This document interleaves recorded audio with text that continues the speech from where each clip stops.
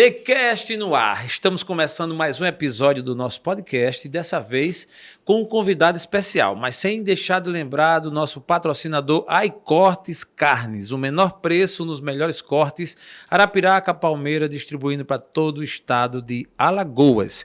E o nosso TheCast de hoje traz um convidado que há alguns dias queria trazer, mas os compromissos de um lado e de outro foi adiando, mas chegou o dia. Está conosco ele, Chico Rosário. Bem-vindo, Chico, ao TheCast. Muito bem, meu amigo. Muito obrigado pelo convite, né? Tá aqui, é uma honra estar aqui com você no TheCast, que é um podcast que está se estruturando em Alagoas de forma e está se posicionando de forma bem interessante. Boa. Trabalhando com empreendedorismo. Você chega aqui hoje, Chico, para ser o nosso 40º, né? 30º, né? 38º. Não, 140. Ele vai ser o episódio 140. Olha só, gente. Nós gravamos hoje 137, só que já tinha um gravado de ontem, enfim. Eu gravo contigo hoje o número 140. Olha só. É uma honra ter você aqui. Eu que agradeço. Chico Rosário, que é professor da Universidade Federal, economista, tem se debruçado em estudar a economia do Estado, com algumas pesquisas, viagens, experiências. E para nós é uma honra tê-lo aqui, porque ele vai com certeza agregar valor, passando um pouco desse conhecimento, passando um pouco dessas experiências. E, Chico, queria começar falando de um tema que você tem, inclusive, se habilitado a, pelo menos, pesquisar bastante, né? Que são negócios e os seus riscos. Eu faço a seguinte pergunta: no mundo dos negócios, vale a pena correr risco? Pois é, esse é o problema, a resposta, né, de 1 milhão, né? De 1 milhão. Realmente, hoje você tem uma questão de empreendedorismo, você tem aí um entrave que as pessoas têm muito medo. A gente começou a conversar, inclusive, sobre isso, sobre a questão dos limitadores que a gente sai criando na vida, até pelas pancadas que a gente leva, e o empreendedor não é diferente, né? E todo empreendimento tem risco. Qualquer coisa. Empreendimento que eu estou falando não é só negócio. Empreendimento é você fazer uma viagem, meu amigo. Por exemplo, né? Por exemplo. É verdade. Você se planejar para fazer uma viagem para o interior da... Agora, quinta-feira passada, teve uns amigos meus que foram para o Caminho da Assunção. Eu nem sabia que existia aqui em Alagoas. Tem um caminho de Santiago, aqui tem um caminho de Assunção, que vai até Palmeira dos Índios, aqui para o Maceió, passa em várias igrejas, de vários municípios. A pé. A turma foi de bicicleta. Tá. Foram uns 3, 4 dias, né? Saíram na quinta, chegaram na segunda. Subindo ladeira, correndo de boi, passando por dentro de fazenda. Precisou de planejamento, precisou de entender, precisou levar material suplementar, porque dentro de uma fazenda, no fim de tarde, por exemplo, estoura o pneu da bicicleta. Como é que fica? Então, eles fizeram todo o planejamento para mitigar os riscos. O imponderável, meu amigo, sempre tem. Que a gente tem um livro, inclusive, do Nicolas Taleb, que era um operador no mercado financeiro, até bater dar com os burros na água. Não, ele não deu com os burros na água, ele fala que deu, mas não acredito que esses caras tenham um colchão bem recheado, com a quebra de 2008. E aí ele escreveu o primeiro livro, chamado Cisne Negro, né? Que é exatamente o imponderável, aquilo que ninguém consegue mapear. Não dá para você mapear todos os riscos, mas você tem que ser, voltando ao Caleb, no livro mais recente dele, antifrágil. E o que é o antifrágil? É você se planejar, é você se conhecer, é você entender o ambiente que você está andando, né? Então, quando você começa a ter esses domínios, que, por incrível que pareça, eu estou falando difícil aqui, mas não é nada difícil, você consegue mitigar riscos que são inerentes a qualquer negócio. Agora, deixa eu lhe fazer uma pergunta, eu vou devolver. Não estava no script, mas... Por favor. Mas é bom para você, porque eu vou falar do seu patrocinador, iCarnes, é? iCortes. Ele é produtor... Deixa eu fazer uma pergunta. Ele é produtor de carne e entrega na residência das pessoas e tal? Sim, ele confina, ele faz o acabamento no gado, no boi, e ele abate, ele faz a desossa e ele distribui. Então, mas distribui direto para o consumidor? Ele pode ter... consumidor. Ele tem um balcão, certo, e ele vende ali, como ele distribui, chega até a sua casa. Pronto. Isso, em grande medida, só é possível porque ele, de certa forma, domina toda a cadeia. Só Sim. que, até recentemente, esse pessoal ele só entregava para os ditos açougues, né? Sim. Que hoje a gente tem as boutiques de carne. Sim. Com a tecnologia, aí ele vai ter que desenvolver, aí onde está o antifrágil, ele desenvolveu capacidade de aprendizado, de dominar a tecnologia para fazer a comunicação dele chegar até o consumidor final, no apartamento, na casa das pessoas, e aí, por meio, talvez, do WhatsApp, Instagram, as plataformas que tiver, as pessoas fazerem os pedidos, e ele consegue entregar customizado, que antes o cara só entregava a carcaça, a banda do boi, né? Sim, sim. Né? Como até hoje, às vezes, chega nos açougues por aí fora. São as modalidades. Então, né? é isso.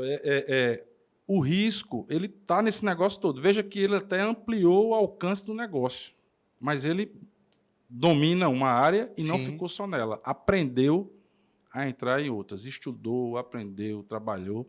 Isso é um empreendimento Verdade, valor, né? cara, muito bom. Eu acho que vai ter assim muito pano para as mangas, como a gente costuma dizer, para a gente explorar aqui. E tem um, isso daí a gente chama de desacoplamento, decoupling, que é quando ele tira um atravessador e entrega direto para Perfeito, né? perfeito. Desacoplou do atravessador. Incrível, não é, Chico? Isso para todo segmento você tem um estudo, tem um espaço, um gap que pode ser preenchido, aproveitado nesse.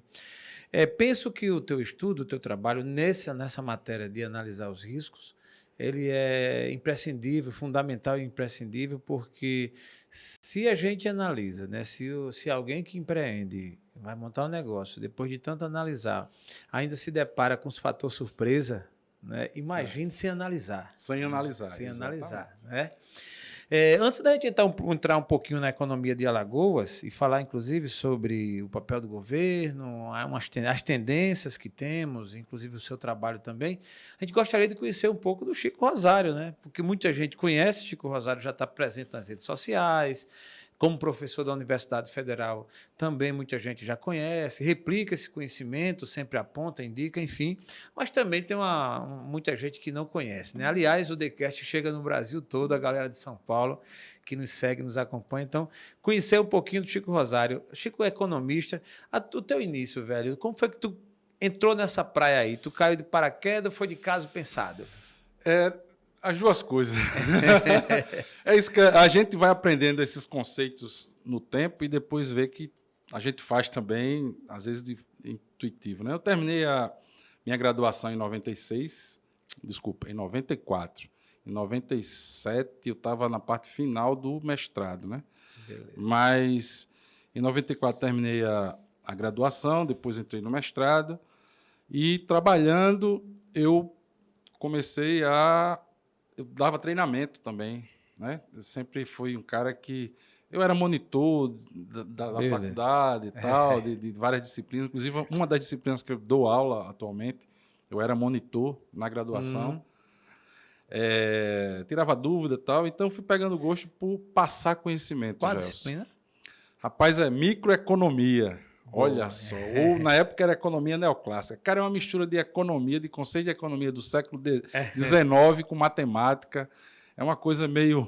Sei, caralho. Os alunos se incomodam bastante porque é muito abstrato, né? Eu tento trazer para a realidade na medida do possível, mas ainda assim é bastante... Essas aulas estão...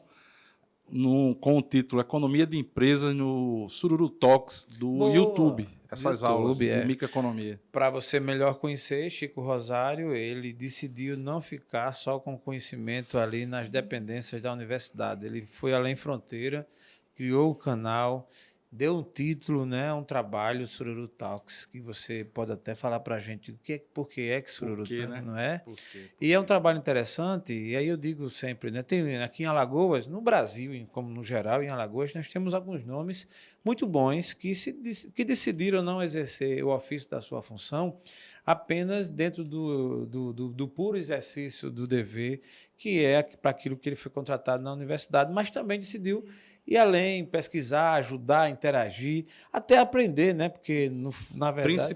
Principalmente, né? Você, com esse seu ofício, você está sempre interagindo. e está ensinando e aprendendo. Então, Chico, você, no caso dessa disciplina, criou o Sururu Talks e disponibilizou aí até essas aulas. Por qual motivo? Bom, é isso.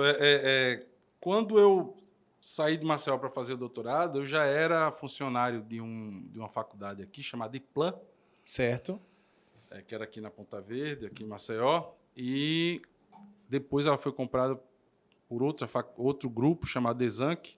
E aí, quando eu saí, fui fazer o doutorado no Rio, a gente vê a força que o nordestino tem, que a gente tem aqui, né? E a gente, às vezes, não dá muito valor. No meu retorno e contato com outros alunos, ex-alunos, inclusive, tinha muito essa história de valorizar o que é da terra tal, e nada mais da terra que o sururu, né?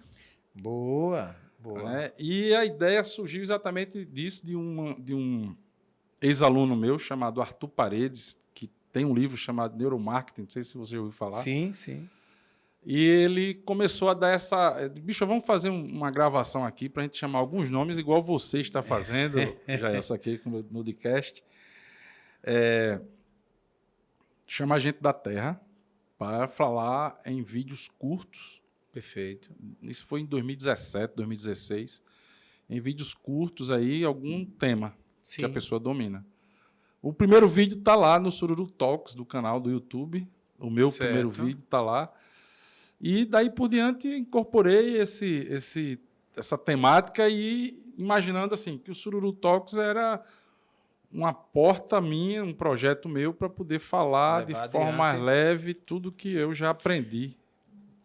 A você do Brasil, que não conhece o sururu ainda, você tem duas situações. Uma a gente vai dizer aqui o que é, mas a melhor não é essa. A melhor é você vir aqui a Alagoas, né, e provar do sururu, um molusco, né, da lagoa, que ele sendo bem feito, preparado como costumam fazer aqui, é uma delícia. Eu particularmente gosto muito. Isso. Não é o meu prato do dia a dia, óbvio que não confesso, mas sempre que provo eu acho uma delícia. É uma coisa... E muito conhecido, patrimônio histórico da nossa terra. Né? Patrimônio nosso. Então, você foi feliz em escolher esse nome pela intenção de melhor representar o nosso estado e você pegar um alimento simples, né, de características e origem simples e introduzir em um tema que até certo ponto tem uma profundidade imensa, né? É porque assim é um tema, né? Quando você fala economia, quando você fala empreendedorismo, na sua essência, dentro da profundidade, é incrível. É um universo que parece quanto mais você mexe, mais aprende, mais vai, mais aparece, né? Você está sempre no mundo, né, nessa novidade. Então, Chico, você começou, como você falou, caiu de paraquedas ou foi de caso pensado? Então você decidiu fazer economia, mestrado, doutorado? A decisão de economia foi uma coisa assim, isso foi... Eu terminei em 87 o ensino médio, né, na escola técnica, na época. Boa. Escola Técnica Federal de Alagoas. Grande sonho, Zé Tifal. Um grande sonho ali, né? Boa. Aí eu tinha 17 anos e não... Meu pai tinha negócio e eu imaginava assim, que negócio era eterno, né? Mas aí tem uma tia minha, tia Hélia, que até hoje ainda dá a maior força, ela chegou e disse, olha, sua mãe queria tanto alguém formado na família. Você tem ideia as origens de meus pais, né? Que não era comum as pessoas estudarem em universidade, muito menos naquela época. Se bem que eles tinham condições para me bancar de toda a forma, eu trabalhava também e tal. E aí, pronto, decidi fazer economia porque eu achava outros cursos na área de negócios muito superficiais, com 17 anos. Certo. E aí a economia me abriu, realmente é uma área que eu sou apaixonado e eu tento... E aí eu me especializei nessa parte de economia de empresas, negócios, inovação, empreendedorismo, né? E cada dia que passa eu tento me aprofundar cada vez mais, isso que eu dou aula dentro da universidade, e agora, de uns tempos para cá, tentando ir além, né? Porque a universidade, às vezes, a gente vê que é tão fechada e eu vejo que a sociedade demanda esse conhecimento, né, Gelson? E aí eu tento, dentro das minhas limitações, mas colocar tudo mesmo, mas tudo que eu sei. E eu sei que... qual a minha dificuldade de tudo que eu sei? É a tradução, porque se a gente for falar Sim. do jeito que muita gente não vai entender, né? Mas vamos explorar um pouquinho, né? Nós temos um público bem eclético que muita gente vai também entender e outros que vão ficar curiosos e vão buscar. O economês não é simples, né? Não é simples. Eu, pelo menos, sou um curioso e penso que não entendo praticamente nada, mas o pouquinho que eu vejo, que eu escuto, que eu entendo, eu acho que é principalmente quem está no mundo dos negócios. Falando de Alagoas, Chico, na linha do tempo, pelo tempo de pesquisa que você tem como professor, de formado e tal, você consegue enxergar uma evolução no empreendedorismo, nos negócios, de forma considerável, na média, mais ou menos comparando com o Brasil? Olha, Alagoas, infelizmente, ela tem um dos piores problemas dentro da economia, que é a questão de concentração de renda, né? Ainda, né? Né? Você tem ideia, recentemente saiu o dado de metade da população, e é metade mesmo, já sabia desse dado faz tempo, porque quando a gente olha o cadastro único das famílias, a gente vê esse dado que é da fome. Eu sabia da miséria. Só que o negócio ficou tão feio que agora é a fome, né? Metade da população tá com fome, né? Tá com insegurança alimentar. Saiu a notícia recente que de cada 10, 3 passam fome. É isso mesmo. 330 mil, né, um pouco mais, porque se eu for 33% de 3 milhões e 200, você tem quase 1 milhão de pessoas, né? Sim. 1 milhão de Agora, pessoas. fome mesmo? A insegurança alimentar, porque aí você tem de todo tipo de insegurança alimentar. A grave, que é a fome, que é de fato, e aí você olhar a distribuição de renda aqui, você vai ver que 5% ganha acima de 6, 7 mil reais. 5%, caramba, de 3 milhões e 200 mil habitantes, né? 5%. 5%. Há uma época atrás, não lembro quando, e faz um tempo bom, eu vi uma pesquisa que disse assim, a riqueza de Alagoas está na mão de 16 famílias. Aí tinha fulana, ciclana, beltrano, tal. Óbvio que a gente não vai falar, mas era isso que se dizia. Se espalhou mais? Não, eu não sei se é 16. Eu já ouvi falar muito, a gente chama de anedota, né? Porque é uma coisa que a pessoa percebe, mas não tem dado. Tá. Eu não consigo identificar as famílias, não sei se são 16, já ouvi que eram 27. Na época, no auge do açúcar, eu até lembrava, eu fazia, faz um tempo bom isso, é óbvio, na minha cabeça, penso que algumas ainda continuam e outros chegaram, né? Não, mas não tem muito segredo, não. É só olhar a distribuição fundiária do Estado, assim, quem tem terra, quem tem as melhores terras e tal. Então, isso tudo, quando você tem concentração de renda, você impede que o empreendedorismo, de forma mais sistêmica, você vai ter o cara que não tem nada e ele tem que correr para a necessidade de abrir um negócio para sobreviver. Nas minhas falas, eu costumo dizer que esse não é o empreendedor que eu estou falando. Entendi.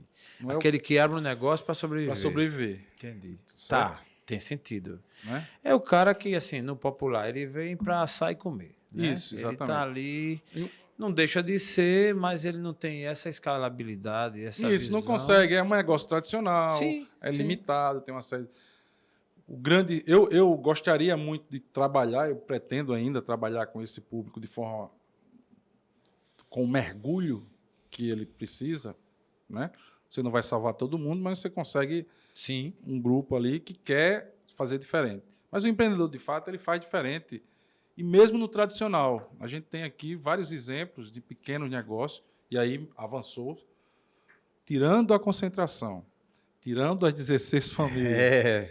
Você vê que existe uma classe média que foi gestada recentemente, e para ser um bom empreendedor é preciso ter algum capital, né? Ela foi gestada nos últimos 20, 30 anos, até principalmente herdeiros de quem fez alguma coisa no setor público, como servidor, que tinha um salário melhor, o custo de vida de Alagoas só recentemente deu esse repique que a gente está sentindo, né? Até bom tempo atrás era bem barato morar aqui. Sim. E se você é do setor público, em alguns cargos você consegue ter uma renda a nível nacional, com um gasto menor, então você consegue acumular algum capital e aí você começa a empreender. Sim. Então, né, teve muita gente que veio de fora para cá com capital externo. O que eu estou querendo dizer é o seguinte: empreender, Jaelson, precisa de uma formação de capital local. Se esse capital está na mão de 16 famílias, como você está dizendo, fica difícil o restante da população sobreviver bem. Ele até sobrevive de forma Sim. ação de comenda, né? Mas, nesse ponto, a gente avançou. Eu digo que avançou. Perfeito. Porque a gente tem um ecossistema de inovação, de startup, Perfeito. com todos os problemas, todos os percalços, mas está aí. Sim. Né? O Estado de Alagoas conseguiu montar uma política de apoio a essa pequena empresa inovadora, esse empreendedor inovador. Existe uma política, um monte de edital, de apoio, de consultoria, de todo tipo de... o sistema S, ele se articula localmente. Como a gente é muito pequeno, todo mundo se conhece, então, internamente, localmente, a turma se articula e dá condições ao empreendedor inovador se estabelecer aqui. Né? E as tecnologias favorecem. O cara presta serviço para São Paulo e está morando... Está morando aqui, é verdade. Né? Clareando um pouco mais, eu falando como parâmetro, o Brasil, né? É bem verdade que a realidade do Brasil também não é essas flores todas, né? A gente sabe disso, mas eu digo isso para meio que autoafirmar esse sentimento alagoano, né? Porque é algo que a gente precisa tratar muito, sabe? Porque senão a gente fica muito vulnerável e tentado a sempre querer ir embora e a sempre achar que aqui é o pior dos mundos. Embora para morar, em termos de qualidade de vida, é inegável e inevitável que ninguém pense assim. Agora, em termos de negócio, de empreendedorismo, aí a minha pergunta foi, dentro do crescimento, dentro da evolução, padrão Brasil, assim, Alagoas conseguiu acompanhar um pouco mais ou ainda fica distante de uma realidade nacional? É distante. Sabe, é porque quando a gente fala com empreendedorismo e tecnologia, Gelson, sabe, todo mundo que trabalha, é um alvo móvel, ou seja, é você correr para, no mínimo, ficar no mesmo lugar. Porque quando você está atingindo algum ponto, a fronteira, o que tem de novidade já se afastou de você. É incrível, né? Entendeu? Entendi. Agora, veja, você falou para a gente não ir embora. Eu digo, olha, não vá não. Se você acredita e pode ficar aqui, fique para até fazer a diferença. Até fazer a diferença. Sim. Né? Porque se você for embora, você termina... A gente fica no que... Vai continuar no que está. Se todos os que de fato são bons, ou os que têm tendência ou potencial, achar que tem que ir embora, como é que fica? Isso é feito o êxodo rural. Quando chega a seca, todo mundo vai embora para São Paulo. As cidades interioranas, né, centro do Alto Sertão, fica sempre vazia e desprovida de... Então, deixa eu lhe falar outro fenômeno de empreendedorismo que a gente não percebe quando está em Maceió. Principalmente quando a gente está aqui nessa região bonita, de praia, de urbana, apesar de, às vezes, com algum esgoto estourado, que é o que eu fico muito revoltado com isso. Como é que você está na beira-mar, com uma cidade turística querendo se firmar aí. Uma língua, não sei. Uma língua negra, permite que o esgoto estoure do lado de uma pizzaria que cobra R$100 a pizza. Aí você come a pizza de R$100 com o aroma de esgoto. Mas, enfim, fora isso, o interior de Alagoas, Jaelson, é impressionante a capacidade empreendedora. O Agreste e o Sertão, com todas as dificuldades, com concentração de renda, eles conseguiram desenvolver soluções locais que torna, e se aproveitaram muito das tecnologias, que está tornando um celeiro de inovação e de empreendedorismo, obviamente, com que esse pessoal vai chegar no teto se não tiver uma política mais efetiva. Uma das políticas que favoreceu no passado e provavelmente deve favorecer mais para frente é a questão da instalação a interiorização do ensino público federal superior. Perfeito. A Universidade Federal e o Instituto Federal, aqui em Alagoas. Esse pessoal que está estudando, ainda são poucos, mas estão fazendo a diferença. Porque muitos não querem sair, a não ser quando não tem oportunidade de jeito nenhum. Sim. E os que não querem sair, de fato, eles estão interferindo diretamente na realidade dos municípios. Você pode olhar, Delmiro Gouveia, o que era há 10, 15 anos atrás, o que é hoje. Totalmente diferente. Né? A universidade começou em 2006, em Arapiraca, no processo de interiorização. Né? Nós temos aí 16 anos, né? 2006 14, Pronto. 16 anos. 16 anos. Isso. Faça o que mudou e em termos do tipo de debate, de conversa das pessoas formadas. A régua subiu. Exatamente. A régua subiu, isso é fato. E isso a teoria já explicava muito tempo atrás, no Vantagem Competitiva das Nações, do Michael Porter, dizia o seguinte: meu amigo, olha, uma das questões fundamentais para desenvolvimento é você qualificar a demanda. Exigência do consumidor, seja o consumidor final ou o consumidor empresa. Veja a quantidade de distribuidora que a gente tem aqui. Sim. Veja as redes locais de supermercado, o que é que eles vendem. Sim. Né? Top. Exatamente. A gente não está parado ainda no século XIX. Não. A gente evoluiu e é isso que eu estou falando. E eu gostei dessa ressalva sua do interior, porque você chega em interior aí, que você olha assim, caramba, é um oásis no deserto. Exato. Comparando um pouco, tanto com o passado, como com a deficiência que que de fato existe e em tese não era para ter esse avanço todo, exatamente. Né? Então, um contraponto positivo. Muito. Falta política. Falta política. Né? A gente precisa.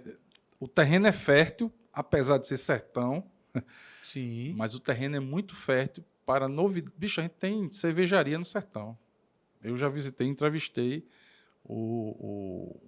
a Cactus Beer, que é um empreendedor em Santana de Ipanema. Caramba, eu gravei aqui uns 15 dias atrás com 2 jovens aqui, o Denilson e o Fábio Henrique, lá do Canindé de São Francisco, que faz divisa com Alagoas e tal, e eles com uma startup fenomenal, os caras com a ideia, o cara doutor, um cara com 27, 28 anos, doutor no engenharia, um determinado assunto lá, enfim, uma startup do caramba e com grandes possibilidades, grandes ganhos, vale a pena assistir esse episódio, falando sobre tecnologia desses 2 caras e com essa pegada toda de visão no interior, que em tese, o cara nem querer ir lá poderia querer, né? Até saído. Chico Rosário já pensou em algum momento sair de Alagoas? Já pensei em sair. Exatamente, eu saí para fazer doutorado, não queria voltar, mas aí os negócios me puxaram, porque né, quando eu estava lá, 6 meses de doutorado, apareceu uma oportunidade de ser sócio da Exanc local aqui em Alagoas. E aí a gente fez eu e mais 4 sócios, a gente fez uma costura e conseguiu assumir a operação. Duramos ainda 4 anos, 4, 5 anos operando, e aí a gente vendeu para uma grande, né? Para uma grande. Certo. Um momento de fusão lá e.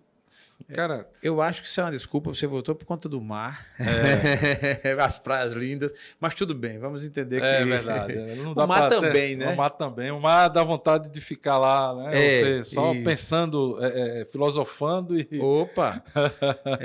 Quem dera que a gente chegue nesse nível aí, capitalizado, né?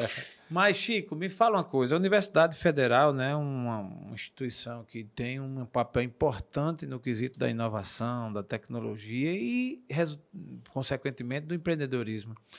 O papel da universidade, digamos, para o alcance de quem vai empreender, porque dá a entender, vou falar aqui como leigo, que quem está empreendendo lá na ponta, e não somente o que empreende para sobreviver, aquele cara que usa da inteligência mesmo, que anda...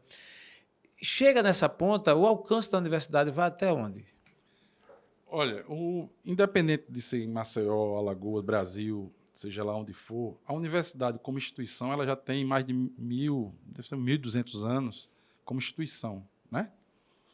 Igual o Exército, igual a igreja, igual isso é uma instituição. A forma de organizar o conhecimento, a gente já tem aí mais de 1000 anos. E como toda instituição secular e aí milenar, ela tem dificuldades de adaptar e de incorporar o novo, certo? Né? Então, a gente tem vários embates aí, várias cismas, no caso da igreja, nós temos embates de pensamento de mundo a gente está vivendo agora militares, aí tudo quanto é lado, e a universidade não é diferente.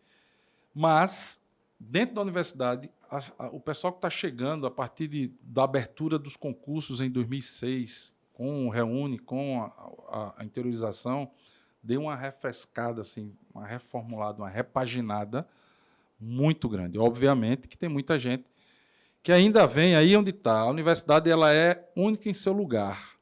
Ou seja, a Universidade de Alagoas é de Alagoas. Ela tem que responder, como eu tento fazer a minha parte, e com os meus colegas eu tento puxar, responder a problemas de Alagoas. A Universidade Federal de Pernambuco, ela tem que responder aos problemas de Pernambuco.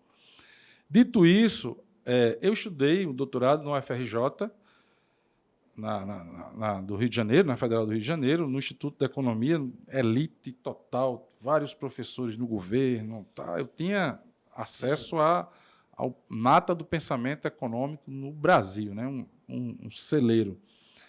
Mas era para lá, ou os caras só pensavam no Brasil. Eu não consegui fazer em minha pesquisa nada do Nordeste.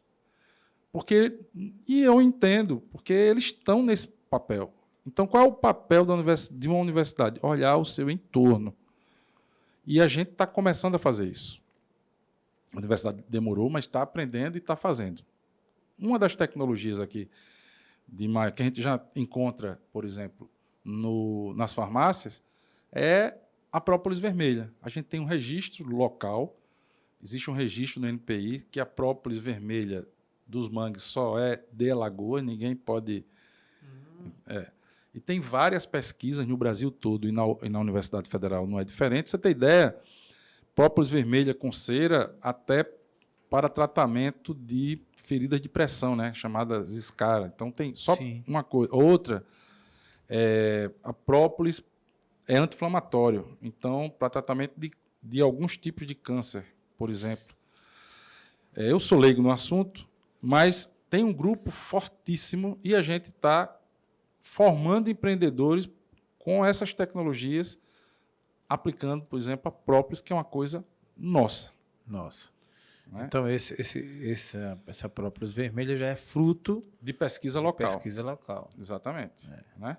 A gente tem outra empresa que eu viajei com eles agora, e essa empresa, eu sou fã do Rodrigo, que é de tijolo, é a Isobloco, fazendo propaganda dele aqui, se você conhece. Rapaz, conheço, Pronto. Eu tive com ele, inclusive já posso até antecipar, o nosso estúdio lá no Centro de Inovação terá um patrocínio do Isobloco e está chegando lá agora os materiais, eu vou revestir ele todinho, porque ele tem um isolamento térmico, ele tem uma capacidade acústica e tal. É um tipo de inovação que a gente chama de inovação frugal, porque ele trabalha com rejeito de minério, trabalha com rejeito, no caso, o rejeito de pedreira para fazer né? Ele é sustentável porque você acabou de falar, isolamento térmico, então você isola mais os ambientes, reduzindo o gasto de energia com ar-condicionado e tal, e é desenvolvido localmente. Localmente, cara. Certo? Então, são essas coisas que tem outra empresa de tratamento de esgoto e circuito fechado para condomínio. A gente tem condomínio dentro da lagoa, praticamente, né, hoje. Né? Enfim, é um fato, está lá. Como é que o esgoto é tratado? Existe tecnologia desenvolvida dentro da universidade, a Prisco Ambiental, que ela trabalha com... Foi um trabalho de mestrado em recursos hídricos. E, a partir daí, ele transformou isso numa empresa, e essa empresa já deu o que a gente chama outras spin-offs, né? Já saiu com outras propostas que está sendo incubada na UFAL. De tanque de camarão, de criatório de camarão com a tecnologia de água tratada e os rejeitos transformar em ração. Tem todo um tipo de... Enfim, a universidade é para isso. Dar resposta local. E a gente tem feito, a Universidade Federal de Alagoas tem feito esse papel. Hoje tem feito. Chico, você tem feito umas viagens e a gente traduz essas viagens em experiências, né? E com certeza cada pessoa, quando faz uma viagem, em busca de ampliar a visão e o conhecimento, traz consigo tipo uma síntese, né? Um resumo disso aí. Chico Rosário podia passar para a gente assim, eu não vou falar de todas não, porque são várias e aí, mas assim, escolha aí a top 5, assim, as 5 melhores, o que viagem você foi e voltou com a mente, digamos assim, caramba, diferenciada, agrega valor ao meu entendimento, agrega valor para o meu conhecimento, para passar para alguém, e sempre para negócio, para empreendedorismo, para minimizar riscos. Fala dessa experiência. Literalmente já rodei o mundo umas 3 ou 4 vezes. Já rodei o mundo mesmo. Literalmente. Mas a experiência maior dessas viagens todas apesar, é aprender culturas diferentes. Sim, imagino, Certo? cara, eu sou fã da cultura. Você viver um pouco, um momento, um período de tempo da sua vida em um ambiente em que você não tem referências em que se agarrar. Então, você tem que se adaptar. A transformação do antifrágil, né? Então, as viagens, elas fazem você passar por alguns perrengues que você, com o tempo, vai começar a se prevenir, ser minimalista, porque quanto mais você leva peso, até de bagagem mesmo, né? Bagagem física, é ruim para você se adaptar. Então, você tem que ser minimalista. É isso. E para ser minimalista, você também tem que ter algumas tecnologias suas, desenvolver algumas coisas para poder sobreviver. Então, é isso, no resumo, o que é viajar, né? E eu sempre viajo para alguma imersão de aprendizado, além de aprender o objeto em si, normalmente inovação e empreendedorismo, é isso. Eu aprendo também a fazer adaptações na minha vida, né? O que é que você... Para poder... o aprendizado gera também, não só dentro daquilo que eu vou, mas também a convivência. Beleza. E o que vou levar e trazer. Qual dessas foi a mais intensa? Que você disse assim, não, essa eu trouxe aqui, ó. Rapaz, a mais intensa, cara, todas para mim, a gente termina incorporando. Mas teve a da China, teve a de Israel, que também foi por Israel. É porque quando eu... Essa você botou mais religioso, né? Não, a de Israel eu voltei entendendo que conhecimento para Israel, para o israelense, é política, né? Ele trabalha com conhecimento como se conhece... Como não? O judeu, de modo geral, uma piada que tem, é que filho de judeu não tira férias, lê livro, né? Porque quando o menino sai de férias da escola, ele recebe... Vou levar para Mateus. Ele recebe livro para dar conta durante as férias, ou tarefa, alguma coisa, ele tem que ter alguma atividade intelectual para dar conta durante as férias, porque judeu foi perseguido muito tempo e a única coisa que tinha que se virar era o conhecimento, dominar conhecimento que ninguém queria, principalmente trabalhar com dinheiro, né? Que é número, pô. Não é o dinheiro, essa história de dinheiro sujo, tudo. Isso é uma lenda, porque, por questões religiosas, jogaram para o judeu essa confusão, né?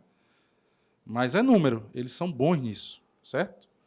Eles são bons nisso. Então, quando eu cheguei em Israel, eu entendi o que é conhecimento. O que é que eles fazem? Sim. Um torrão de terra seco, extremamente seco. Toda a briga ali é por conta do Rio Jordão, que o Rio Jordão não é maior em muito na extensão dele, pequenos trechos, na verdade, são maiores que a largura do nosso aqui Riacho Salgadinho. Olha só. Não é maior que isso. Mas levar água para... Né? E água é vida, né? Sim. Então, esse é um dos principais problemas políticos ali de expansão, de conquista. E eles usam as universidades para ocupar as terras. E aí a universidade ela incorpora também conhecimento local, resolve o problema da região onde está. Lembrando que Israel não é maior que o estado de Sergipe. Caramba. Então, tem tudo isso. Então, a gente sai... existe uma história por trás, né? Existe uma história, e essa história faz com que você incorpore as práticas das pessoas. Entendeu, Gelson? Sim. Voltando para Alagoas, né? De Israel para Alagoas. Sim, isso. Por que Israel é assim? O pessoal fala, tem exemplo, tal. Pô, os caras têm oliveira de 1000 anos nos terraços que beira do lado de Jerusalém, né? Na fronteira da cidade, na periferia, periferia no sentido, não periferia como a gente conhece aqui, no limite, nas bordas da cidade, na pedra, eles têm uns terraços escavado em pedra com oliveira de 1000 anos, né? E aí você tem que entender a história para saber por que são do jeito que são. Sim. Alagoas, por que a gente tem tanta concentração e a gente tem tanto problema, assim, o pessoal reclama de funcionário, né, também, o pessoal não quer trabalhar, recebe Bolsa Família, agora auxílio, não quer trabalhar, isso aqui. Tem essas coisas assim, mas tem uma história por trás, né? São 500 anos, principalmente na zona da mata de açúcar, 500 anos de chicote nas costas que ninguém confia em ninguém. Entendeu? Tem uma história por trás. A gente não está aqui hoje de graça. Não foi nos últimos 4 anos que mudou, né? Você tem uma história que é assim, né? E Israel não é diferente, a China não é diferente, os Estados Unidos não é diferente. Existe uma história por trás. E as pessoas têm que ir para os lugares, quando a gente fala em aprendizado, em viagem e tal, entendendo por que eles são desse jeito. A Europa tinha uns indicadores igual do Brasil aí há 80 anos atrás.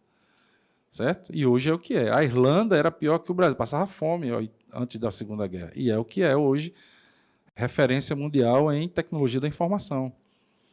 Né? Então, quais escolhas foram feitas no passado que a gente não fez, né? E qual a história que levou aquele povo a fazer as escolhas? Então, cabe a nós também a gente botar isso na cabeça, né? E a da China? A China é um caso à parte, né? A China é uma complicação até para a gente entender aqui, que eu leio muito sobre a China e cada um diz que o que é aquilo? É um capitalismo, é um socialismo de mercado, é um capitalismo disfarçado, socialismo com características chinesas, capitalismo com características chinesas, sei lá. Aí, de fato, o que é que você observa? A China, ela tem 1 bilhão e 400 milhões de habitantes e um país que viveu de revolução. Quando o povo passa fome, o pau canta e eles queimam os governantes, matam. Assiste os filmes de Kung Fu que você vê como é que funciona. É isso exatamente daquele jeito. Os filmes, eu gosto muito de filme, não pela fantasia em si, mas porque o filme é uma viagem. Quando você entende a história que está por trás, o contexto. Sim. Certo? Então, a China, para você ter ideia, recentemente, a China agora mais não, acho que agora já resolveram alguns problemas. Mas nessa transição da China para entrar no OMC e tal, recente, uns 20 anos atrás, era um dos países que mais tinha greve no mundo. Greve, quebra-pau, queima-queima, de queimar partido, porque criou-se um proletário para trabalhar para meia dúzia, que não é meia dúzia, são 600 milhões, né? Olha, que é a classe média deles, né? Né? A classe média chinesa são 600 milhões de pessoas e há 20 anos atrás era metade. Hoje, você vai na China, uma das referências que eu tenho é onde você chega, o maior orgulho, eles ficam repetindo a exaustão, é a capacidade que eles têm de alimentar todo mundo, 1 bilhão e 400 milhões de pessoas, 3 vezes por dia. E eles não tinham tecnologia, hoje começam a ter. Mas há 20 anos atrás, eles não tinham essa tecnologia para alimentar. Eles hoje já produzem açúcar, que importa nosso, já produz soja, já produz. Né? Tem mais séries nos streams que mostra comida chinesa e você vê algumas regiões. E aí você começa a entender como é que se produz e como é que eles estão fazendo. Chico comeu escorpião frito na hora lá? Não, isso daí é para turista que não entende da história. É isso que eu tô... Não existiu isso no período da Grande Fome, né, no grande salto para frente do Mao Tse Tung, né, que foi ele quis mudar à força o modo de produção das cidades. Ele dizia que tinha que todo mundo trabalhar para poder produzir.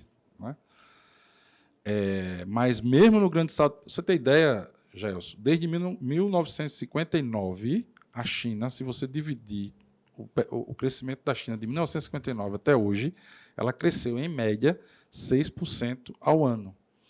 O Brasil cresceu em média de 8% a 9% de 1930, no governo Vargas, até 1980. 50 anos, o Brasil cresceu a taxas chinesas.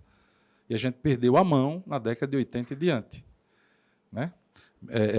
Curiosamente, quando a turma de Chicago aportou no país. Caraca! Quando a turma no Chicago aportou com o Delfim Neto, que também tem, né? Que hoje mudou, já está velhinho, né? Tá. Mário Henrique Simons, que era um liberal neoclássico, e eu estudei com os livros dele. Essa turma, né, Bulhões, final da década de 60, começo da década de 70, eles organizaram minimamente e quando o Brasil rompeu com os Estados Unidos, 77, aí voltou o desenvolvimentismo mais forte, que é o que salva Alagoas até hoje, que é o polo. A gente só tem um polo porque o Brasil rompeu com os ditames americanos em 77 e a gente fez o segundo Caramba. PND que nos deu aqui o polo aqui em Alagoas, né? Por exemplo, Braskem, 76, Polo 77. cloroquímico. Isso, exatamente. Isso. Aí, quando essa turma de Chicago teve poder de novo na década de 80, foi que a coisa azedou por outros problemas também, é óbvio. Mas, enfim, o Brasil cresceu até 1980 a taxas chinesas, e a China, desde 1959, cresce a 6% ao ano em média. Né? Por isso que hoje eles são o que são, com todos os problemas e contradições possíveis. Mas 600 milhões com poder de compra são 3 Brasis, né? Caramba, tu é doido. Você não acha quinquilharia, você não acha a coisa que você compra aqui nesses aplicativos lá na rua, não, como a gente acha aqui nos camelôs nossos, né? Sim. Lá não acha, não. Lá você só acha coisa de marca. Tá. Marcas internacionais. Ou as locais dele, né? Xiaomi, Huawei, algumas tem marca de tênis local, tem marca local. Mas foi uma viagem muito positiva. 2, né? Eu fui 2 vezes. Fui 3, na verdade. Eu fui uma muito novo. Fui uma com 27, 26 anos. Eu ainda não... E fui agora 2 vezes agora como professor, tal, pesquisador. Bastante. Bastante se aprende. Viagem sempre aprende, como eu falei, né? Mas a China e Israel foram Chico, lições. TheCast está aqui hoje batendo um papo com Chico Rosário, o cara que é pesquisador, professor da Universidade Federal de Alagoas e que tem um trabalho, eu particularmente, há de muito tempo que eu venho acompanhando já e sou admirador. E fico, estando perto aqui, me sinto à vontade assim, e curioso também, de repente querendo matar a curiosidade de algumas pessoas, né, que por limitações não têm esses acessos, né, ainda. Mas o Chico é um cara acessível, um cara extremamente tranquilo. O nível de vaidade dele é muito baixo. Geralmente o cara com esse conhecimento é mais vaidoso, né? Então, Chico, brincadeiras à parte, quando você fala num pesquisador, no trabalho de pesquisa que a universidade faz, dá a entender que a pesquisa ela ainda fica muito presa ali naquele universo. Ela não se expande, ela não alcança mais pessoas, ela não... tem um efeito que podia ser maior de capacitar, de evoluir, de elevar o nível de consciência. A que se deve isso? Primeiro, a gente tem que qualificar a pesquisa. Né? A gente hoje não pode falar... não existe um tipo de pesquisa só, Gelson. Existem alguns tipos de pesquisa. Existe a pesquisa básica, que vai trabalhar com os porquês das coisas que existem. Por que a coisa funciona desse jeito? Tá. Por quê? Então, isso é dentro da universidade, de fato. Isso é... O pesquisador, filósofo, pesquisador, né? Eu tenho um colega lá, que eu conversei algumas vezes com ele, ele é especialista em equações para empacotamento de dados. Então, você recebe seus dados aqui, aí fala com o pessoal tudo pelo seu celular, em parte porque existe essa área da matemática que só faz equação para compactar e diminuir a perda dos dados, né? A equação em si é uma ciência fechada, é uma coisa que é para poucos iniciados. Mas veja a aplicação desse tipo de equação, eu não sei qual é, ele já falou para ser mais fácil, para que eu entendesse, né? Sim. Veja a aplicação. Só que a aplicação aí é onde entra o tipo de pesquisa aplicada, não é com ele. Certo. Ele é o cientista que vai desenvolver, aprimorar as equações e alguém, em outra unidade, na pessoal de tecnologia da informação e tal, vai pegar essas equações e trabalhar com elas para que elas funcionem nos microchips e faça essa conversa entre os celulares, né? Então, pesquisa básica, pesquisa aplicada, que é o cara que faz essa ponte, e o desenvolvimento tecnológico, que é o cara que faz que é o cara que vai pegar a pesquisa aplicada e desenvolver um produto. Certo? A universidade é conhecida por ser o único local onde o pesquisador está sossegado e é pago para fazer o desenvolvimento da pesquisa básica, que é o cara que pensa na equação. Por isso que a gente, às vezes, é mal visto, porque a pessoa não entende.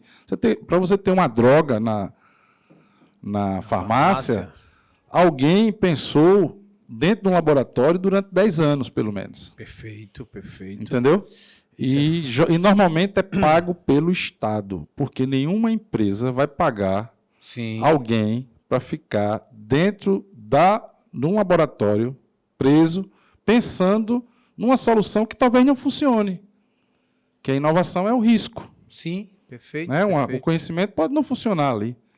Né? O post-it, o mais famoso, uma anedota dessa é que o post-it nada mais é do que a cola, aquele adesivo, do que uma cola, um adesivo que não deu certo. Pense. Né? Sorte que os caras fizeram um segundo aplicativo, uma segunda aplicação do negócio. Né? Mas a cola do post-it era um adesivo da 3M. Sim, é verdade. Né? Que não deu certo. Então, qual é a empresa que faz isso? Poucas. Né? Aí o pessoal fala muito dos Estados Unidos sobre pesquisa e tal. Meu amigo americano, tem vários textos, só bota dinheiro do Estado para fazer pesquisa. É do Estado. A empresa entra com uma parcela. Ah, mas a empresa... Aí tem um dado dizendo que 60% do P&D é da empresa. Certo, P&D, pesquisa e desenvolvimento. A pesquisa é do Estado. O desenvolvimento é da empresa. Entendi. Entendeu? Por isso que a universidade pública, muitas vezes, é mal interpretada, mas porque lá dentro, muitos estão envolvidos nessa pesquisa básica. Aí onde entra o nosso ambiente empreendedor de ir na universidade, captar, né? Aí nós temos incubadoras de empresas dentro da universidade, né? O próprio centro de inovação que você está indo para lá. Perfeito. É um esforço do Estado para fazer essa ligação das empresas, dos empreendedores, dos caras que têm a ideia com a tecnologia, o conhecimento que está dentro da universidade. É isso que a gente tem que botar fé. E aí, quando você perguntou sobre empreendedorismo, eu digo, a gente está avançando.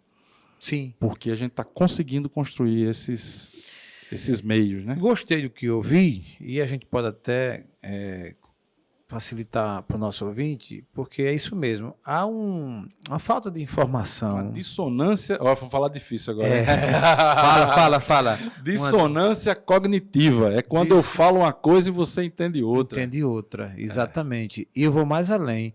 Além da dissonância cognitiva para os que escutam, tem a falta de informação mesmo para quem sequer escuta. Para quem sequer escuta. Então, tem muita gente que olha de longe e vê assim, está lá a caixa preta da universidade, que tem lá os pesquisadores que ficam lá pesquisando o que, sei lá o quê. E aí as pessoas começam Eu penso que isso está dentro de uma base de educação, que se tiver uma base bem formada, desde o início você já começa a entender o porquê do porquê. Né? E, logicamente, que a gente sabe, a pesquisa está sendo feita, ela vai, muitas das vezes, tornar pública ou chegar até o alcance de todos quando o resultado final, se chegou a um resultado final. Como você bem colocou, uma pesquisa que resulta no medicamento.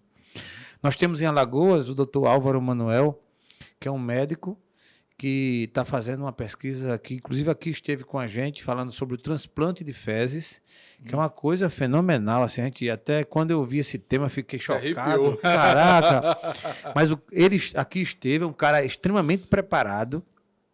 E o cara, a pesquisa que ele está fazendo, cara, já está salvando vidas. Eu tive depois, olha que grata coincidência. Eu gravei com o doutor Álvaro Manuel aqui, que é um pesquisador, e com até a esposa dele, que também é da área de tecnologia, a professora Eliana Almeida. Né? Professora conheço. Eliana. Minha colega divide disciplina comigo. Pronto. Conhece, né? Lá, ela está fundando, ela e o doutor, mas ela puxou para o curso de medicina a área de tecnologia da informação. Perfeito, perfeito. Eliana. Ela está, inclusive, no centro de inovação lá com o Lacan. Isso. Né? Estive lá hoje até, ela está até viajando, está no Rio de Janeiro. Mas assim, cara, eu estou falando isso para levar até o público que esse trabalho de pesquisa, que às vezes a gente não consegue enxergar ou ver com bons olhos, achando que é apenas um modismo, que a galera fica lá gastando o dinheiro da gente, né? Esses caras dos óculos redondinhos assim, tudo com cara de cientista, cara de doutor com cientista lá, tá tudo, né? E acha que não tá, mas está fazendo um trabalho que chega às vezes na ponta, esse mesmo doutor Álvaro, cara, esse trabalho é impressionante. Ele voltará aqui, inclusive, para fortalecer mais ainda esse pensamento e essa tese, e que já está tendo um efeito. Você imagina que alguém tenha as suas fezes de má qualidade, que você tira e vai achar alguém que tenha fezes de qualidade, coloca lá e vai ter toda uma transformação. Mudar a microbiota do intestino. A microbiota do intestino todo, né? Que já existe um banco de fezes. Quem não sabia, fica sabendo, né? Imagina só. E, caramba. Isso tudo fruto de pesquisa. Eu citei apenas isso como exemplo, mas tem vários outros que você também conhece. Mas isso é bom para desmistificar, para a gente não achar que a galera que fica lá presa só ali pesquisando, fica só gastando dinheiro da gente. O Sururu Talks tem uma série de palestras online, né? Minhas com outros professores, outros pesquisadores, mostrando isso. Né? A gente tem uma pancada lá. Alguns cases, né? Mostrando isso. Exatamente a tentativa de... É um canal que eu uso bastante para mostrar, sim, olha, perfeito, a gente está aqui trabalhando, a gente tem material. A questão da ligação da universidade com o mundo real, eu falei, a Universidade Federal de Alagoas está conseguindo fazer isso. Você acabou de dar outro exemplo aí. Passa por, Gelson, política pública. Né? Então, por exemplo, a pós-graduação, que é onde se faz pesquisa, mestrado, doutorado, né? Ela antes era muito avaliada, e aí faça-se justiça, isso foi recente, está uma briga ainda está na justiça, no judiciário, a briga. Mas, enfim, o que é que está acontecendo? Antes, nós éramos muito avaliados apenas pela produção intelectual, que é a nata dos pesquisadores da universidade. Quer dizer, você pesquisa, produz um paper, né, um artigo científico. Qual o problema do artigo científico? Num país como o nosso, extremamente desigual, problemático, quem tem acesso a artigo científico para entender alguma coisa?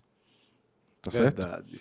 Aí hoje a avaliação da pós-graduação está também focado em produção científica, que é o principal, mas a interação social regional começa a tomar corpo. Então, trabalhos de tradução, de aplicação, de ajuda à sociedade, à comunidade, começam a ser bem vistos. Perfeito. Né? E eu acho isso extremamente justo. Sim. Né? Você democratiza a informação. Lógico, você inclui. Inclusive, quem não pode estar na universidade, ele pode ir na universidade buscar conhecimento. Sim. Independente de ser aluno, independente do vestibular. Né? Projeto de extensão, que faz curso fora, né? que capacita mão de obra menos qualificada. Né? O nosso Centro de Educação, CEDU, faz muito isso com os professores da rede pública do município e do estado, em requalificação desses professores. Nessa pandemia, nesse momento que a gente passou fechado, a universidade não parou um dia, no mínimo a turma estava se qualificando internamente para as novas tecnologias. Eu fiz vários cursos lá, entendeu? E os laboratórios não pararam, era a maior guerra, porque você tinha problema sanitário, não podia levar aluno, não, tinha que estar, entrava um, saía outro, mas os laboratórios de pesquisa, que não podem parar, não parou. Os mestrados e doutorados continuaram funcionando com aula normal. A graduação passou 4 meses parado, mas a gente parou de março, não, parou 6 meses, né? Março, abril, em setembro a gente voltou online, né? De setembro a dezembro fizemos um período teste, né? De teste, de adaptação, e depois funcionamos mais 3 semestres online. Então, a universidade não para, a universidade entrega. A Universidade Federal de Alagoas hoje é o 3º maior orçamento do Estado. É o Estado de Alagoas, o governo do Estado de Alagoas, a Prefeitura de Maceió e a Universidade Federal de Alagoas. E a gente recebeu ainda 30% supera o orçamento de Arapiraca? De Arapiraca. É mesmo. 30% de corte nas costas. Então, energia, como é que paga? A energia subindo todo dia e a educação desse país sendo cortada. Mas a gente sobrevive. E a universidade entrega. Eu sou fruto dela, né? Eu fiz graduação, mestrado, só não fiz doutorado. E estou lá agora contribuindo. Contribuindo. Vou fazer uma pergunta, abrindo um parênteses, sem querer jogar pimenta na nossa conversa, mas baseado até no que se fala tanto, e obviamente com um olhar particular seu, é de que as universidades no Brasil, ela é óbvio que eu particularmente reconheço tudo isso que você colocou aqui, a pesquisa, o potencial, o quanto ela contribui para o desenvolvimento do país, da educação, enfim, isso aí é inquestionável. Mas procede que parte do corpo das universidades foram aparelhados com determinados objetivos políticos? Não, a questão que acontece na universidade é que, como a gente estuda e entende a sociedade, a gente não tem motivos para escamotear realidades. E, às vezes, as realidades ferem as pessoas, né? Ouvir a verdade não é bom para muita gente, não é verdade? As pessoas não querem ouvir a verdade porque a verdade dói, a verdade incomoda. Você negar que Alagoas tem a metade da sua população passando 1/3, mas é muito mais, com insegurança alimentar, não diria passando fome, porque metade das famílias estão registradas no cadastro único, né? Que é o que torna a família apta a receber o Auxílio Brasil, por exemplo, ou Bolsa Família. Metade, 430 mil famílias. Alagoas tem 950 mil famílias. 950 mil famílias. 3 pessoas cada, em média. Certo? 430 estão no CAD único. E olha que o CAD único parou de receber registro já tem quase 1 ano. Porque mudaram a sistemática e aí tá com problema para receber registro. Certo? Isso é uma realidade cruel. Pois é, aí quando a gente pesquisa, diz que isso daí é fruto de uma história com fulano, ciclano e beltrano, aí você vai, o ciclano, fulano e beltrano vai contra-atacar. Sim. Eu fiz karatê até 42 anos de idade, de 16 a 42. E meus senseis sempre diziam, olha, bicho, você pode treinar o que for, mas no outro lado, o cara tem braço, perna e pensa igual a você. Então se prepare para a porrada. Então, se você mostra e bota o dedo na ferida, na verdade, e as universidades são locos de pesquisa, pode abrir papers, pode abrir tudo aí. O outro lado vai reagir, que não quer que isso apareça. Entendeu, Gelson? Entendi. Então, aí sai com essas histórias, óbvio. Isso é natural, faz parte do processo de evolução da sociedade. Cabe à sociedade amadurecer e buscar, nas produções intelectuais da universidade, produção de qualidade, não vou negar, todo canto tem pilantra, né? É lógico. Para dizer o mínimo.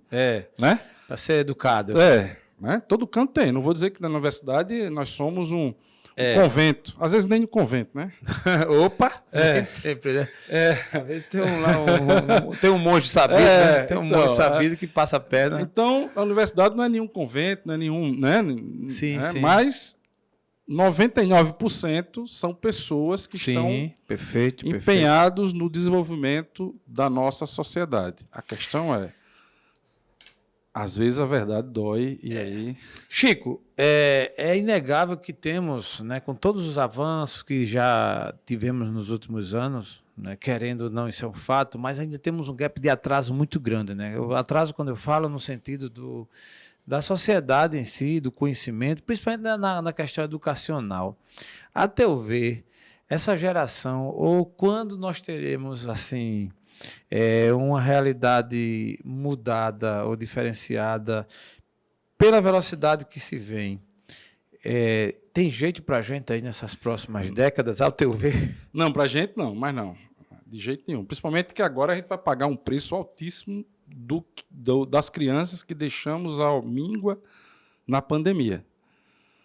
Entenda, Gelson. Veja, todo mundo imagina que vai se aposentar. Quem está vivo hoje, Sim, imagina que vai se aposentar. Imagina só, né? Só Eu imagina. tenho minhas dúvidas ainda, mas imagina que vai se aposentar. Você tem suas dúvidas, não é porque a pessoa vai deixar de viver, é porque a aposentadoria vai ser extinguida. Não vai ter condições. Por um motivo simples. O Brasil está com a taxa de natalidade mais baixa do que a taxa de reprodução. A taxa de reprodução é 2,1 filhos por mulher. A gente está menos de 1,9. Cada vez mais as mulheres sem querer ter filhos. Sim, porque faça as contas de ter um filho e as condições para ter um, e o que a mulher sofre após ter um filho. A sociedade tem que evoluir aí primeiro. Deixar de preconceito, entender o outro, ser mais democrática, civilizada, e não estigmatizar por ser mulher, por ser preto, por ser isso, por ser aquilo. Então, a gente tem que saber conviver com isso. Quando você coloca uma taxa de natalidade menor do que a reposição da população, você muda a pirâmide etária, e quem é jovem hoje vai querer se aposentar na frente, só que ele vai se aposentar com alguém jovem, vai estar trabalhando para ele lá na frente. Só que se não nasce ninguém hoje, não vai ter ninguém jovem quando ele ficar velho. É o que está acontecendo com a gente. Certo? Aí você imagina, tá, beleza. É possível reverter? Com educação. Por quê?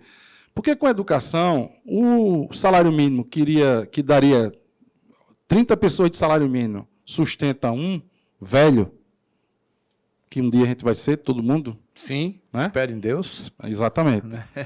Se Deus quiser, todo mundo vai ficar velho. Então, se hoje 30 pessoas desse salário mínimo sustenta um velho, se esse pessoal de salário mínimo se qualificar e tiver emprego, não precisa de 30, porque 2, 3 que ganhem 10 mil cada um, 30 Sim. salário mínimo, 30 mil, 10 mil cada um, 3, Tá. você pode sustentar o mesmo velho lá na frente. Então, você tem ganho de produtividade aí por educação. Aí a gente pega na pandemia, a gente diz assim, não vou cortar a verba do MEC porque eu não posso dar vacina e educação ao mesmo tempo. E o que aconteceu?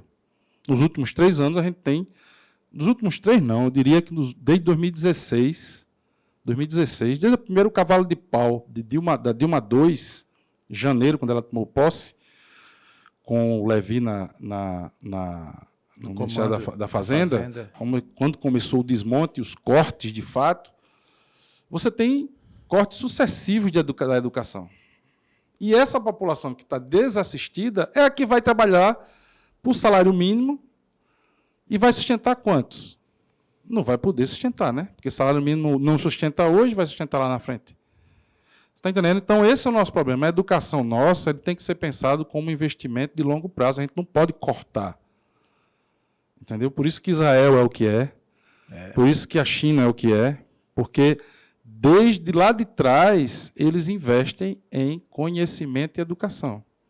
E é dever da sociedade, é o Estado.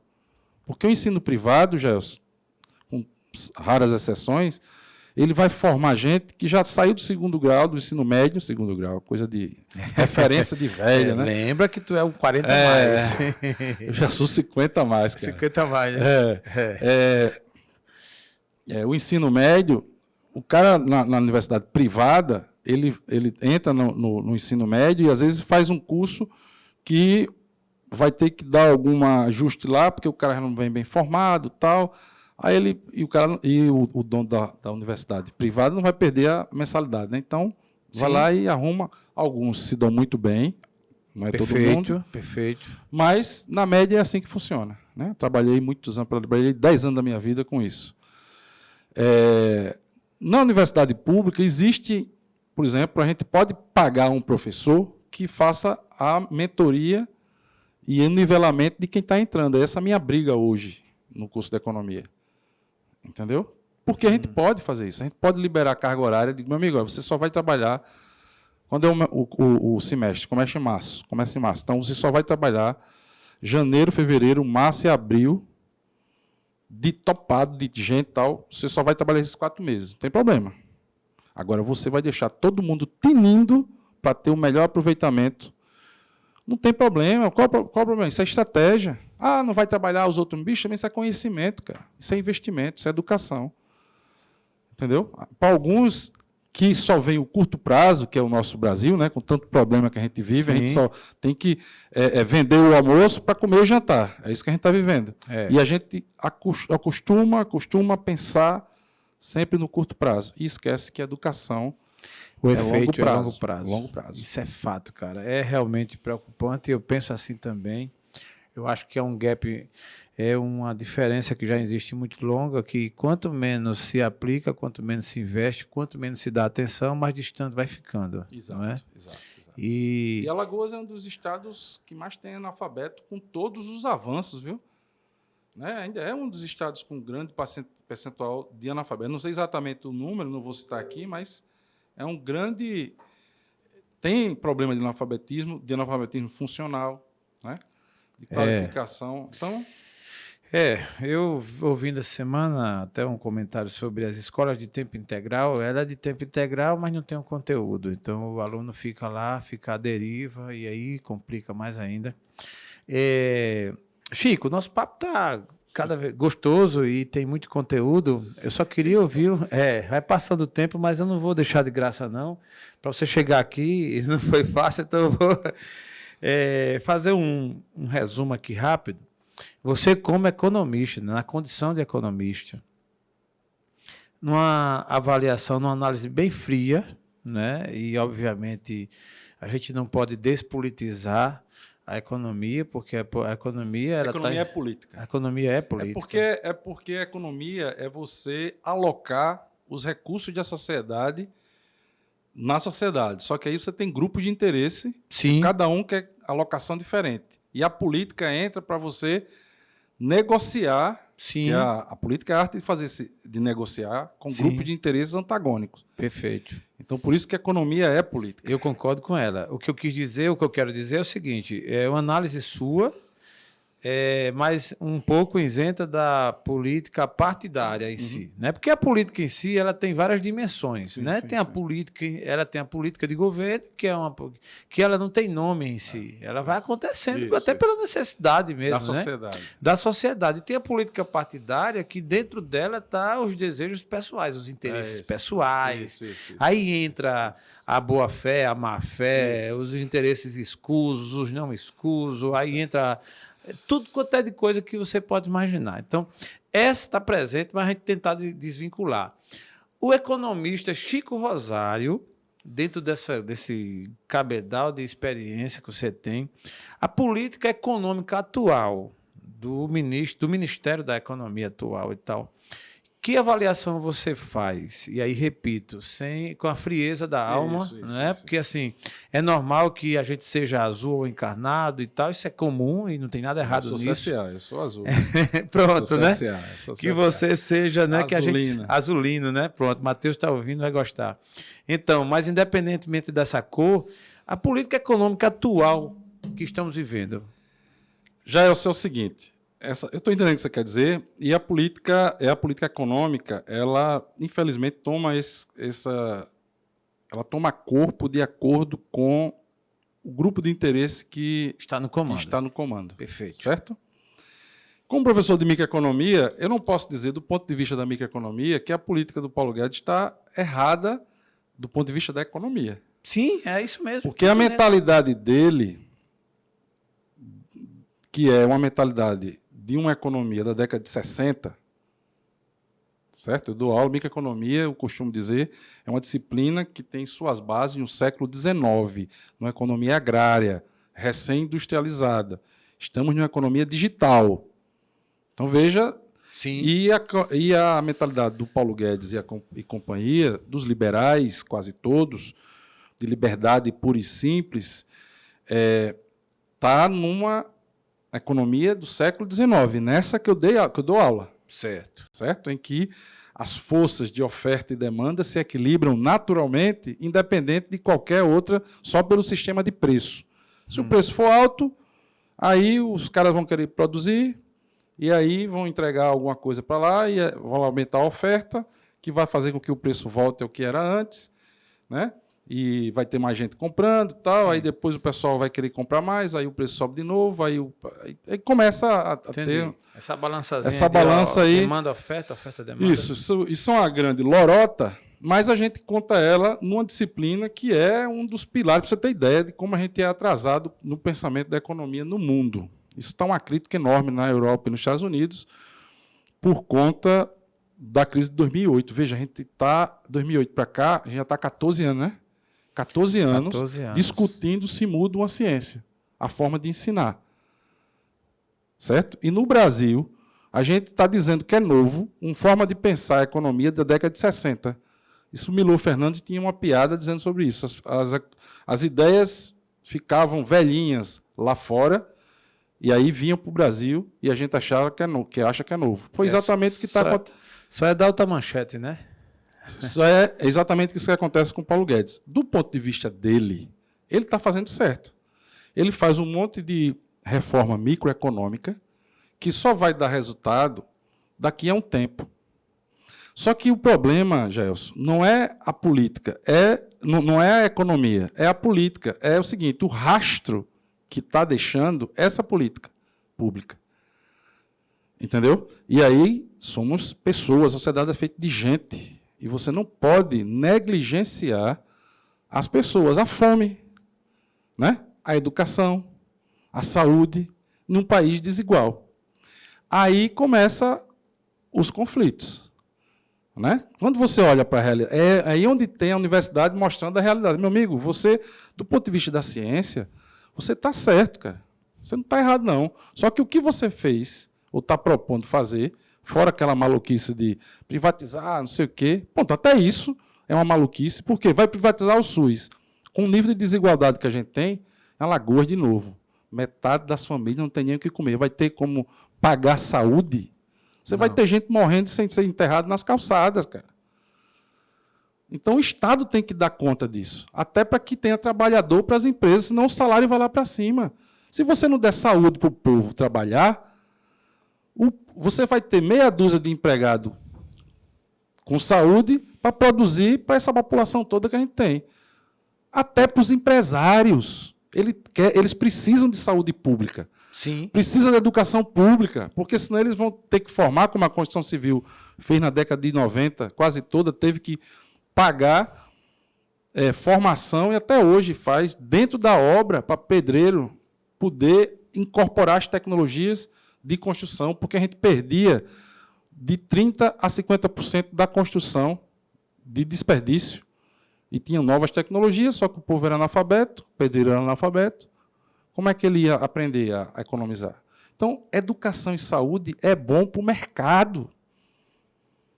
Mas quem pode pagar numa população? Está aí, Colégio Sacramento fechou. Rapaz, ali foi triste. Pois é, mas é isso, está entendendo? Porque você reduz quem pode pagar. Ah, é o trânsito, é um amigo meu. Não, foi o trânsito. Não, bicho, é porque não tem, eu duvido que não tenha menino para estudar nesse colégio. Não tem quem pague. Você está entendendo? Então é isso, não é questão de encarnado, vermelho. Não, camarada, você tem que olhar a realidade, já que você está pedindo para olhar os dois lados, ele está dizendo, olha, ele fez, do ponto de vista dele, dentro da ciência que ele entende, ele fez certo. Não está errado, não. Só qual é o problema? A ciência dele está em 1960, certo?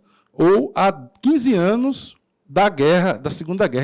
A gente já está distante da Segunda Guerra, 80 anos quase. A gente já está distante, quase 80 anos. Isso, a rainha não morreu com 96, ela tinha 16 anos na guerra.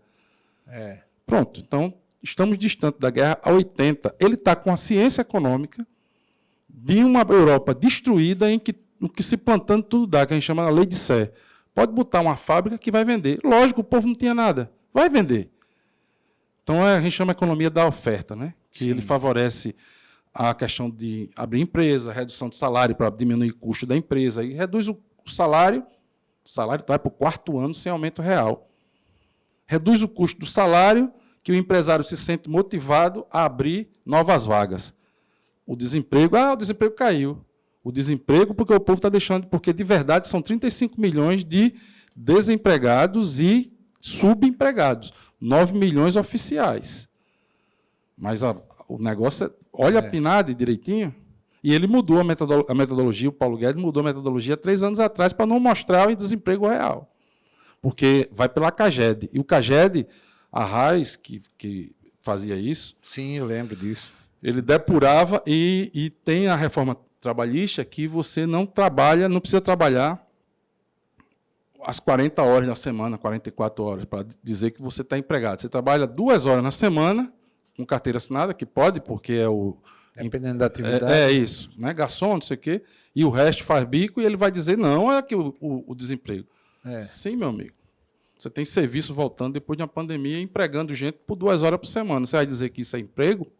O cara precisa, para sustentar a família, de 44. Ele trabalha 2, o que ele vai fazer com as outras 42? Então, são essas coisas que acontecem. Entendi. Essa é uma realidade. E a gente fica debatendo firulas, né? A gente fica debatendo... E tem gente que está se dando bem debatendo firulas, debatendo porte de arma, debatendo aborto, debatendo uma série de coisas. Não é que seja firula. Veja, nesse momento, o que está pegando é a fome. Quem está debatendo fome? Pense nisso. E a fome ela tem uma ligação direta com a economia no quesito de você estancar a sangria. Estancar a sangria. Economia é a ciência que entende ou estuda a alocação do recurso para a sociedade ter bem-estar. Fome não é bem-estar. Com certeza, né? A fome, pelo contrário, né? Ele elimina. Chico, e as tendências, ao seu ver? Se você, a tendência da economia, aliás, a tendência da tecnologia, vamos voltar um pouquinho para a tecnologia, né? Nesses seus estudos, nesses próximos anos, cada dia vem uma novidade, né? Novidade chegando, novidade chegando, novidade chegando. O que é que você vê de impactante aí, de tendência para nós? Olha, em termos de tecnologia, são tantas que você não tem uma só. Para a gente, que a gente está, como você falou, a gente anda um pouquinho descompassado do resto do mundo, para os negócios, o digital. Né? Porque em Delmiro Gouveia tem uma moça que vende doce sem sair de casa. Ela, em Delmiro, é uma filha em Água Branca, não mantém 2 famílias, porque o esposo da moça lá é barragista, né, da Chesf. Mas ela tem uma renda extra e a filha sustenta com o marido de doce, vendendo pelo Instagram e WhatsApp em Delmiro, no sertão de Alagoas. Ele entrega nas... Então, o seu Aloysio, esse que consertou a minha geladeira, eu descobri o seu Aloysio no sábado, 7 horas da manhã, pelo Google Meu Negócio. O seu Aloysio é um cara que chega numa cinquentinha, numa maletinha, conserta, sabe o que tal. Ele já disse o problema da minha geladeira no telefone. Aí ele disse, olha, eu só posso chegar 7 horas da manhã, né? Só posso chegar depois de 10h30, porque eu já tenho um compromisso em outro bairro. E eu só descobri ele pelo Google Meu Negócio, pelo Google. Então, veja, se o seu Aloysio está no digital, se a dona fulana lá de Delmiro está vendendo doce pelo digital, meu amigo, o que é que uma empresa do comércio, que é o que a gente tem, comércio e serviço, falta para fazer negócio no digital? Não, eu conheci agora recentemente uma que está ensinando a fazer pudim. Ela lançou o curso ensinando a fazer pudim e num lançamento ela faturou R$571 mil. Pronto. Fazendo pudim. Isso é técnica que eu estou estudando. Técnica de lançamento. Técnica de lançamento, isso aí. né? Pronto, vamos fazer uma sociedade para fazer lançamento. Você aqui, por exemplo, o que você está fazendo, você está fazendo o que as rádios faziam. Um podcast é a rádio diferente. Sim. Entendeu? Então, o digital hoje, se o empresário não entender dele, essa é a grande tendência. E ele tem que ser adaptado a cada ramo de atividade. E aí consulte o consultor, o especialista. Muito bom. Estivemos aqui no TheCast com Chico Rosário, ele professor da Universidade Federal de Alagoas, economista, bate-papo muito legal, tem assunto até umas horas, tem um monte de coisa que eu Acho anotei que você vai aqui. fazer 2, você vai cortar aí. O Lucas já dormiu, já acordou, já mandou zap para namorada, já fez tudo ali, mas com muita eficiência, sem deixar cair a peteca. Mas, cara, é muito interessante, sei que tem muito mais assuntos, né?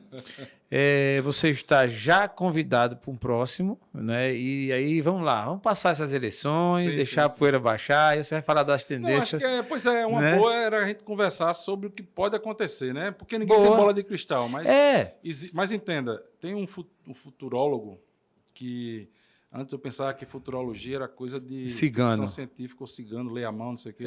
Mas não, porque tem técnica. E eu aprendi algumas, e uma delas o cara fala numa frase bem tranquila, que é o seguinte: o futuro já existe, só que ele é mal distribuído. Para a gente dizer o que pode acontecer ano que vem, as raízes, as bolhas de futuro, que a gente chama, já estão postas.